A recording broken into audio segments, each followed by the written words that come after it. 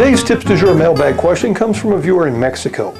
Dear Robert, I'm working on a high gloss finish for my guitar, and I'm having trouble getting all the scratches out of the finish.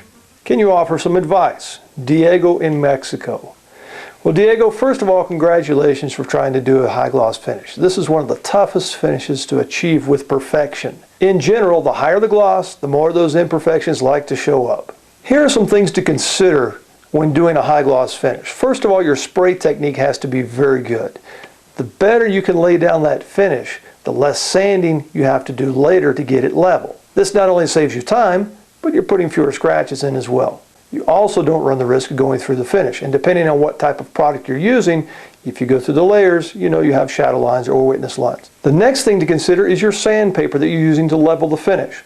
Not all sandpapers are created equal. I prefer the industrial grade. I also use wet dry paper when leveling my finishes. Not all sandpapers are created equal also when it comes to the grit. For example, there are two grading systems when it comes to grit. First, there's the North American Cami grade, and the second is the European P grade.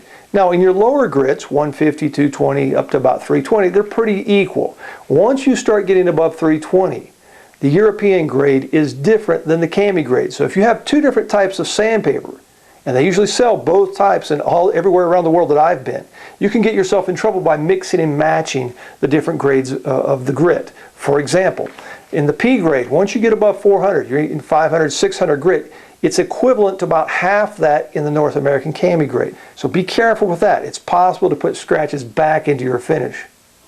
Another thing to consider is your buffing wheel. Now, I have dedicated buffing wheels for each grit of compound that I use to polish out the finish. I usually wet sand my finishes up to about 1,000 grit. Now that's the North American Cami grade. Then I go to the buffing wheel and I start with the coarse compound. And I progress through all the way up to the extra fine compound. By the time I'm into the mid-range of the compounds, I'm usually starting to get a very high gloss on my finishes. The final grits are just to get that extra shine, the high gloss mirror finish where you have to use sunglasses in your shop. If not, you're blinded by the shine. That's the goal. As you're buffing on your buffing wheel, if you place the guitar, if you look at the finish through the old-fashioned, I call them old-fashioned, but they're harder and harder to get these days, is the incandescent light bulbs rather than your fluorescent or your green light bulbs, let's say. If you look at it under the incandescent light bulbs, you can see the scratch pattern much better. You can also take it outside, and natural sunlight will show that scratch pattern a little better as well. And you'll be able to see when all those scratches finally go away. So Diego, I hope this information helps. Like I said, the high gloss finish is very difficult to execute with perfection. So my hat's off to you. Good luck and happy finishing.